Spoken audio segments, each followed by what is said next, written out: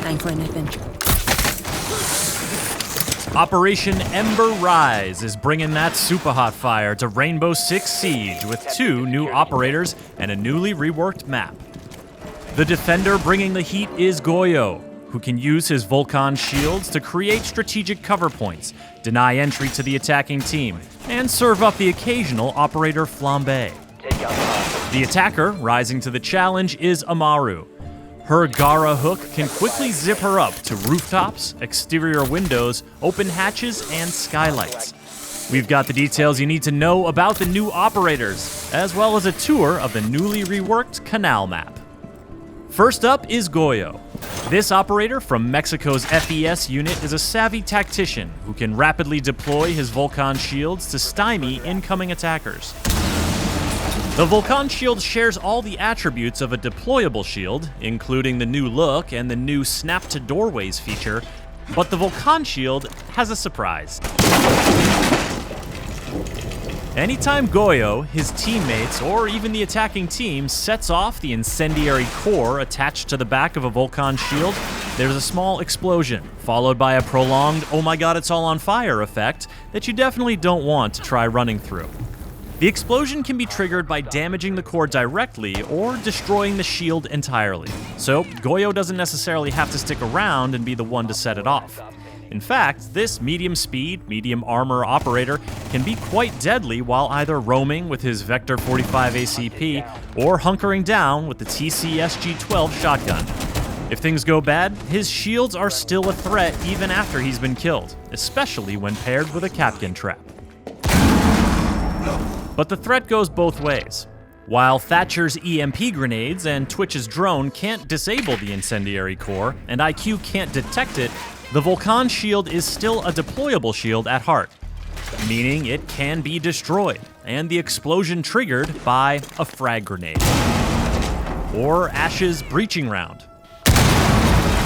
You could also use Zophia's impact grenade, or Sledge's hammer. This is fine.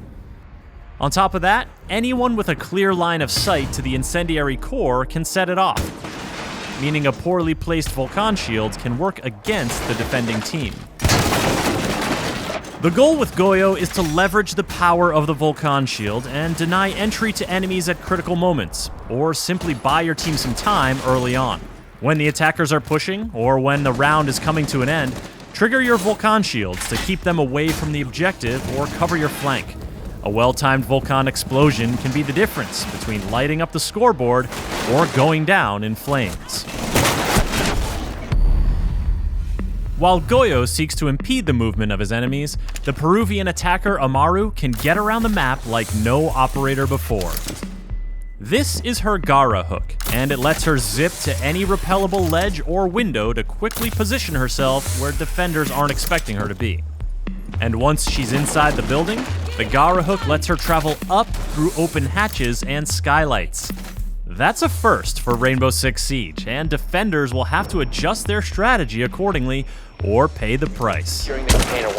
When it comes to choosing your destination, the Gara hook makes it easy, clearly showing what it can or could grapple to. You can't grapple to something that's too far away or too far below your position, but you can use the hook for horizontal traversal, as long as you're entering a window.